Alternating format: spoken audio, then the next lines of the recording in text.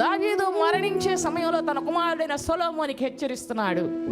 దేవుని యొక్క ప్రేమను గురించి వివరిస్తున్నాడు. నేను చనిపోవాల్సిన వయసు వస్తుంది, కాలం వస్తుంది, కాబట్టి నువ్వు ధైర్యము తెచ్చుకొని నిబ్బరము కలిగి. కొన్ని పరిస్థితుల్లో తండ్రి ఉండడు, కొన్ని పరిస్థితుల్లో పెద్దలు మనకున్నారు. అప్పుడు అలాంటి పరిస్థితుల్లో మీరు ఎలాగుండాలి తెలుసా? ధైర్యంగా ఉండాలా. తండ్రి చచ్చిపోయాడు కదా, నేనెందుకు బ్రతకాలా? లేదా భర్త చనిపోయాడు కదా, నేనెందుకు బ్రతకాలా? లేదా కుటుంబం ఇలా అయిపోయింది కదా, ఎందుకు బ్రతకాలా అనకూడదు. ఆ సమయంలోనే దావీదు చెప్తున్నాడు, ధైర్యం తెచ్చుకోవాలా. దేవుడైన యెహోవా అప్పగించిన దాన్ని కాపాడాలా.